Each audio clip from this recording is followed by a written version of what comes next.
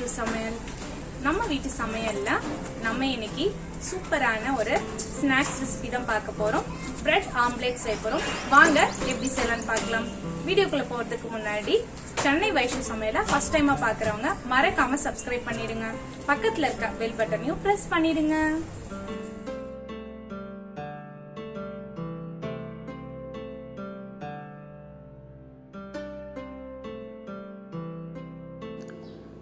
நம்ம bread omelette பண்ணுறதுக்கு நம்ம 6 ஸ்லைசஸ் பிரெட் எடுத்துருக்கோம். இப்போது இதை எடுத்து சைடில் வச்சுருங்க. இப்போது ஒரு மிக்சிங் பவுல் எடுத்துக்கலாம். இந்த மிக்சிங் பவுலில் நம்ம இப்போ முட்டை சேர்க்க போகிறோம். முட்டை 4 முட்டை 4 எக்ஸ் வந்து இதில் சேர்த்துடுங்க.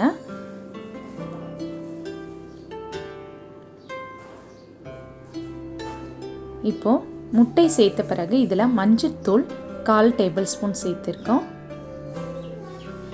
அடுத்ததாக மிளகுத்தூள் பெப்பர் பவுடர் 1/2 டேபிள் ஸ்பூன் சேர்த்துக்கோங்க.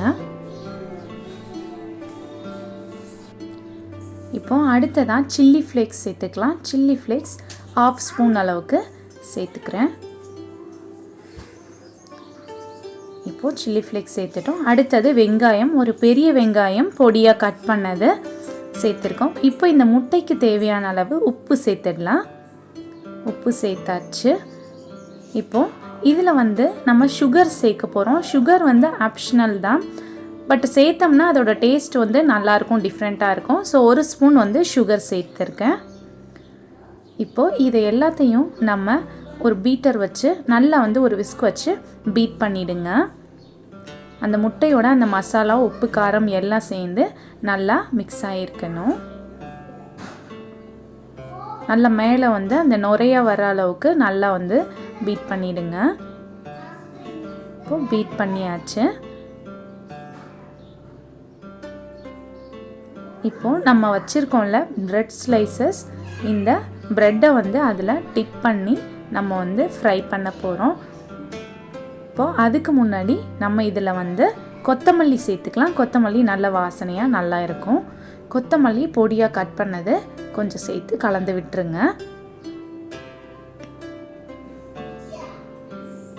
இப்போது பிரெட் ஸ்லைசஸ் இதில் நல்லா 2 சைடும் வந்து நல்லா அந்த முட்டை வந்து அப்ளை ஆகுற மாதிரி, அந்த ஸ்பைசஸ் எல்லாம் நல்லா சேர்கிற மாதிரி நல்லா வந்து டிப் பண்ணி எடுத்துடுங்க. ரொம்ப நேரம் வைக்கக்கூடாது, உடனே எடுத்து நம்ம ஃப்ரை பண்ணிடணும் தவாவில். இப்போது தவாவில், தோசை தவாவில் வந்து கொஞ்சமாக வந்து பட்டர் சேர்த்துக்கலாம். பட்டர் இல்லைனா கீ, 2ல் எது வேணாலும் நம்ம சேர்த்துக்கலாம். நான் வந்து பட்டர் சேர்த்துருக்கேன். இப்போது நம்ம அந்த முட்டையில் டிப் பண்ணோம்ல அந்த ப்ரெட்டை வந்து ஃப்ரை பண்ணணும். மீடியம் ஃப்ளேமில் வச்சு ஃப்ரை பண்ணுங்கள். இது மேலே கொஞ்சம் அந்த முட்டையை சேர்த்தோம்னா இன்னும் நல்லா டேஸ்ட்டு கொடுக்கும். ஏன்னா நம்ம டிப் பண்ணி எடுக்கும்போது அந்த வெங்காயம்லாம் அதில் ஒட்டாது. ஸோ அதுக்குனால வந்து நம்ம இது மேலே வந்து அந்த வெங்காயம் இதெல்லாம் வந்து போட்டுருந்தா நல்லா டேஸ்ட்டாக இருக்கும். இப்போ இதில் சுற்றி வந்து பட்டர் வந்து அப்ளை பண்ணிவிடுங்க.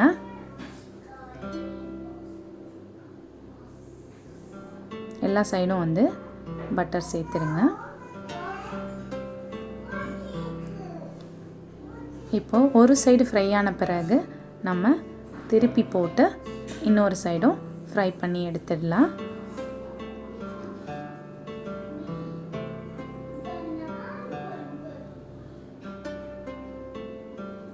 இப்போது இது மேலேயும் கொஞ்சம் பட்டர் போடுறோம்.